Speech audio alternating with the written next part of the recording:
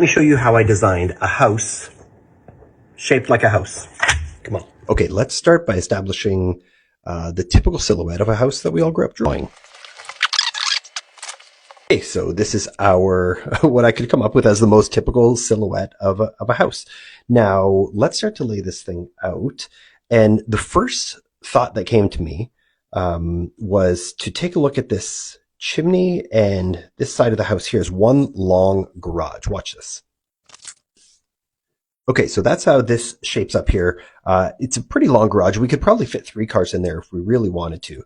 But here we'd have a driveway connecting to the garage at the front, and we would do one at the back also.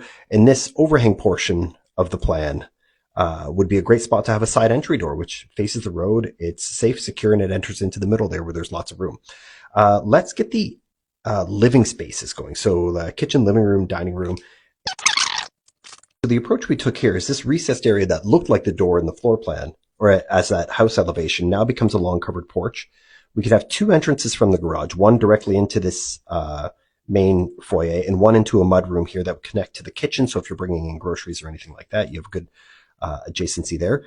And then when I'm dealing with a really irregular shaped floor plan like this, I like to keep the rooms that are used more often, more regular shapes, square and rectangular, and then throw the weird angles in rooms that are occupied as much. So like a mud room, like an entry, a pantry like that. So you can see if we just look at the kitchen, dining room, living area in isolation, it's just one long rectangle. And we're going to apply that same principles into the bedroom like this. So for the bedrooms and bathrooms, we set it up like this. Off the entryway and near the living areas, we've got a 2-piece powder room, which still has privacy. You can't really see into the bathroom. Then down this hallway, we've got a door here with a bedroom that has an ensuite bath. And as one of the viewers, Julie, suggested, the Jack and Jill linen closet, which is kind of a cool idea, 2 bathrooms sharing 1 closet. The adjacent door here leads to the primary bedroom. So it's got a bit of a longer hallway, which is a little bit of privacy, and it kind of isolates the bed area here. We've kept the door to the walk-in closet and to the ensuite onto the side. And again, like I said, all the irregular areas get sort of unique purposes. So the bedroom's rectangular, the walk-in closet's rectangular, the toilet sink area of the ensuite is a little irregular, and then the walk-in shower is quite irregular, but as a walk-in shower, it's still an acceptable shape. So let me clean this up and show you how the final product looks.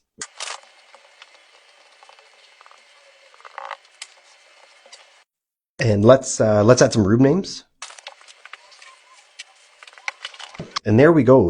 It's a pretty quirky shape, and we do these just for fun. It kind of keeps our brains exercising and solving unique problems. It's about a little over 1,800 square feet. This portion here is 50 feet wide. It's about 60 feet deep to that end. So the 1,800 square feet doesn't include the porch or the garage. If you want to see if you want a copy of it or to examine it a little closer, check out our Facebook page at Dory After Dark. I'll put it on the screen here, and you can check it out in more detail.